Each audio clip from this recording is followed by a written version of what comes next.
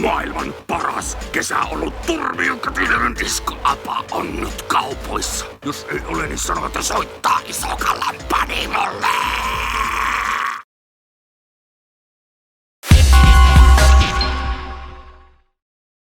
What's up? It's Lynn from Paris, and you're watching Chaos TV.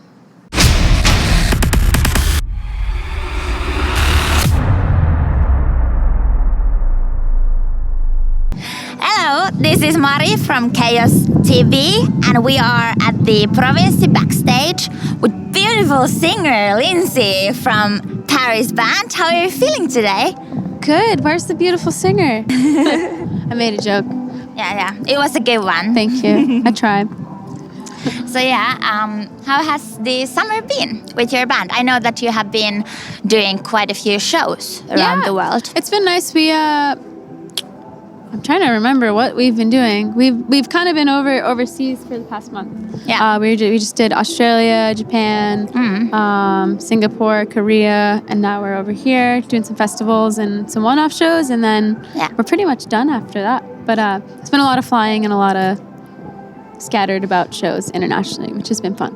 Do you feel you have gotten some really good memories from being on the road? Yeah, I mean, I feel like every day there's always something really exciting. Yeah? And I don't know. I really appreciate the little things, so I feel like I get really excited about a lot of things all the time, so it's really hard to pick out specific things. But I think one of my really good memories, I think the past few months on tour, was we were just playing Slam Dunk over in the UK.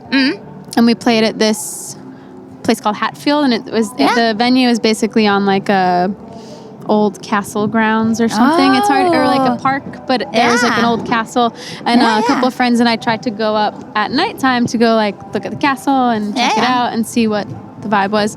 And we got stopped by security guards, and they were like, "You can't go here." And I was like, "Okay, sorry." But we stayed where we were, and where we were was basically overlooking the castle and then the sky, which was there's a lightning storm going on. Yeah, and my God. All of us just laid down in the grass and we're watching the lightning storm, and it was really cool. And it was just reminding me of being a little kid when you're at a barbecue and your friends are all watching the stars or something. Yeah. This sounds really cool, and I think that I guess that it's so nice to see all of these different places in different kind of countries. And I feel like we've got our schedules down and our system down enough that really allows us to kind of go out and explore when we go places. So it's been really, really fun to actually kind of either go to a new place or go back to somewhere we know we've enjoyed in the past and actually get to explore it and see it. Yeah, definitely. What do you think? You're spending a lot of time with your band right now. Has it changed you in any way? That's a good question. I think our band and our whole just rode everybody on the road with us and our crew and tour managers, merch people. We're all super family vibe. All of us hang out at the end of the day. We're all goofing around, playing pranks on each other, and it's a really nice energy. I know a lot of groups don't have that dynamic. A lot of bands won't talk to their crew or vice versa. And but our whole team is all family, and it's a great vibe. And I think that's what makes it durable, and that's what makes everything work the way it does. So and it's a very important element. And we have seen your show today, and it was awesome, by the way. So you could see that you definitely have a lot of friendship going on, and it's pretty cool to watch shows like that. But it has been a little bit less than a year since your last album came out. Could we expect to hear some new music from you in the near future? Maybe not the near future, but as soon as this cycle is done, which is very soon, which is probably in a month or so, we're going in to make some new music. So it's all a matter of when that new music comes out. But we're always kind of working on the road, and when we have time off, I'm always kind of going to the studios and meeting up with different people. So there has been very rough early stages of new music, but still trying to find the right vibe and the right collaborators. And definitely, yeah. And I love that you don't put yourself under really strict timings and stuff. For sure. I guess that it's pretty, or it makes a lot easier to actually compose music without those strict lines. For sure, because anytime you put any kind of restriction on anything, but especially things that are creative and things that I think are very intuitive and energetic and flowing and really not like constructed. Definitely. It's really important to make sure you don't do that.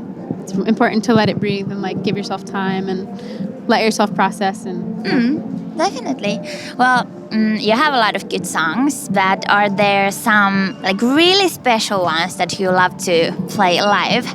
Ooh, I really love Anyone Else. And It's a good one. and Winter's really fun to play too. Yeah. They're like really fun on guitar and also just really fun vocally. Yeah. So I think those two are my favorite. And yeah, I want to ask, how did you feel to play in Provinssi It was so fun today. There's a good handful of burly dudes in the front that were so down. They were it was so amazing. down. I loved it. And I don't know, everybody had a really good energy and seemed just very curious, even if they didn't know who we were. So it was nice. Yeah, I think so too. Like we were standing a little bit more far away. I think that a lot of people really, they perhaps somebody didn't know you yet, but everybody said that it's a good show and they had such a good time. So good. That's what matters. As long as they have a good time, we're set. that's true.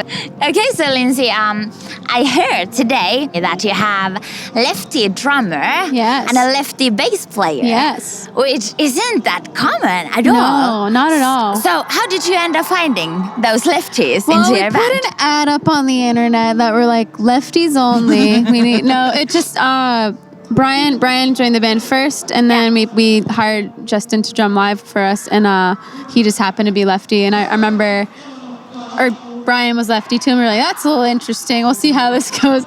And then Justin was also lefty. When he sent us his like audition videos, I remember Brian was especially touched by it. He was like, I need another lefty on stage with me. Yeah, So, definitely. and Justin's just an incredible drummer, so it's kind of had to.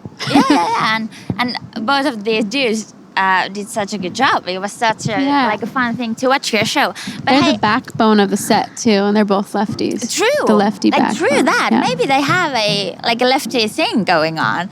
They have. They do. Their minds are attached. But did some of you have a certain type of thing in mind when you started to make these songs?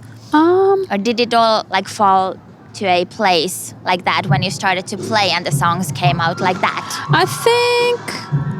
I feel like we always kind of had some kind of vision in our head, and the ultimate vision, and this is even translating into now and how we make music now. It's the main intention and the biggest approach is just like we want to make music that we want to listen to, and we want to make music that we're stoked on, and of course, feels real to us. So I feel like that intention's always been there, and I always kind of wanted to incorporate electronic elements into our band, and I was a really big fan of this band called Versa Merge that were a while back when I was in high school, and I loved all their programming and all the kind of electronic and orchestral elements, and I wanted to learn how to do that, and so I befriended their guitarist Blake at one point, and was just like, how do you produce? How do you like program? How do you make these sounds in your music, and how do you like incorporate them? And he just kind of gave me some programs to get, and I kind of just like went off for a few months and just started like figuring it out, and I eventually started sending him ideas back and forth, and we kind of just bounced. I don't know, it's hard to explain. We would like send files back and forth to each other, just editing what we had done, and this was all over the internet. And so eventually when we got signed and we needed to find a producer to work with, he like kind of proposed the idea, and we're like, let's go for it. And it was just a very, very good click, and Blake really just helped us kind of find our sound and find the right way to incorporate the elements that we wanted to, and really kind of like nurtured what we wanted to do. And it's like, and he was on the first record and the second record, so so he did like a lot with you guys. Totally. He's like the fourth member. But I think that we are now settled with Lindsay. Thank you so much for having the time to sit down with us. And thanks for sitting with me. Such a great thing to meet you and talk to you with PVRIS. And I hope everything, like the best things with you. Aw, thank you so much. Thank you so much. We'll keep it up. See you guys. Thanks for having me. Bye.